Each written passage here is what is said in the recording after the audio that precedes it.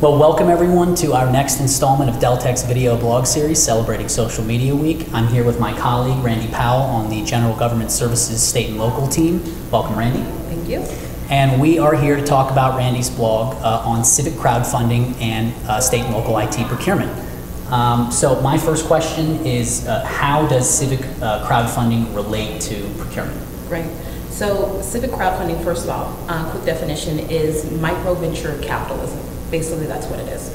So you have state governments, specifically local governments, that are looking for funding for unbudgeted IT projects or general projects in general. And they basically solicit the public for those extra, funds to kind of a fundraiser with a limited time. So they actually have websites dedicated to this.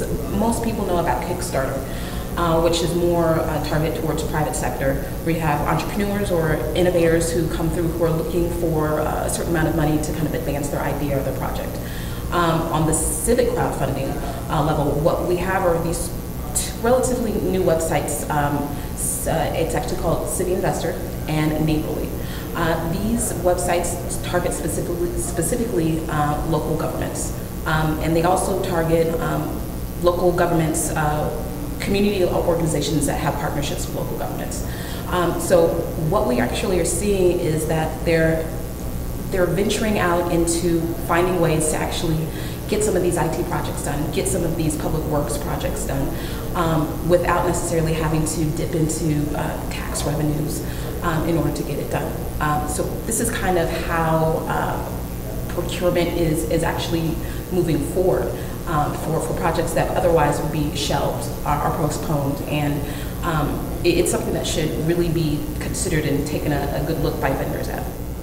So Randy, tell us, why should state and local vendors be interested in the civic crowdfunding market? Vendors should really be taking a look at civic crowdfunding sites such as Neighborly and City Investor for the possibilities that it actually has as these sites and many others will actually spring up and grow. Currently, these sites are really focusing on public works projects and public arts projects, and you'll notice that when you go to their sites. But there are sporadic examples of IT projects that they're actually leaning towards. And these projects, these IT projects that they're actually leaning towards are projects that actually directly affect constituents. So what you're actually going to see is you're going to see an expansion into IT projects as you kind of see the effectiveness. They're experimenting at this point to try to see how successful they can be with civic crowdfunding. Jordan Reiner, who's actually the co-founder of Citizen Investor, actually went and said that they're doing micro projects at this time. So what micro projects they can really focus on with small dollar, high impact kind of things are going to be public works projects. What he hopes to actually do is expand the dollar or the concept complexity of these projects as this website and Kickstarter and Neighborly actually expand moving forward. So this could actually, most likely you'll see more IT projects. IT projects usually are higher dollar.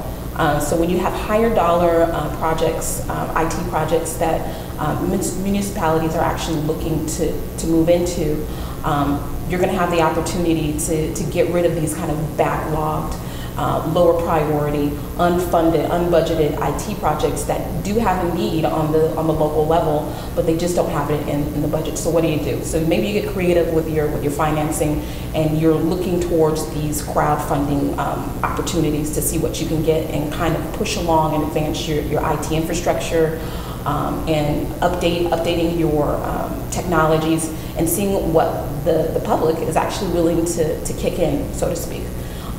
So what you're actually able to do with these websites for vendors, they'll be able to go to these websites and kind of look around and see what's getting funding, seeing what kind of technologies are being funded through this. They're able to see a lot of the times these pitches that are posted by the cities on these websites. Detailed information, giving recommendations, specifications, requirements, and obviously, if they're looking for a set number dollar amount, you're going to have a budget of how much these IT projects are actually looking for, if it's contracted or if it's not contracted. All this information is generally posted on the websites for particular projects. I really think that it plays itself for vendors to take a look at these crowdfunding websites.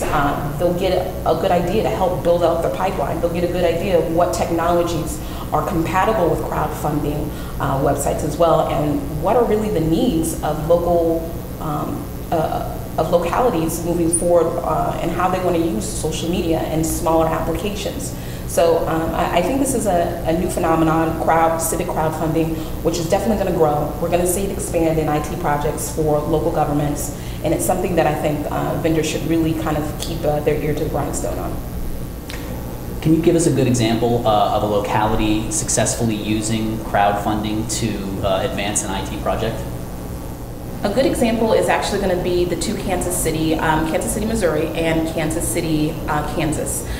They actually partnered up to actually build out fiber optics into residential neighborhoods for businesses and schools and residents to actually gain broadband access. What ended up happening was that they needed more capital to actually expand to maybe lower income neighborhoods that wasn't available in the budget. So what the two Kansas City governments actually did was get together along with a local community group as well as a website called Neighborly, and post a really kind of a sales pitch on why people should give money to expand the project to lower income neighborhoods so that they could actually gain the broadband access that was coming through. So it was actually successful. They reached their goal. They actually had a really small goal of maybe $5,000, but they actually exceeded it, and actually I believe got almost $12,000, $11,000, and were able to expand the network to these neighborhoods. So right now they actually contracted with Google Fiber, and that project should actually be complete by late 2013. So this is just one of very small examples, small phenomenon of what's happening. But a lot of the Neighborly and Kickstarter websites, as well as civicinvestor.com websites, are really trying to start out small so that they can grow later on to include larger projects which require larger amounts of money. So this is just the beginning, and I think we're going to be seeing a lot more IT projects that are going to be funded using crowdfunding sources. Thank you for that analysis, Randy. Please be sure to join us tomorrow as we unveil our next installment in our Social Media Week video blog series.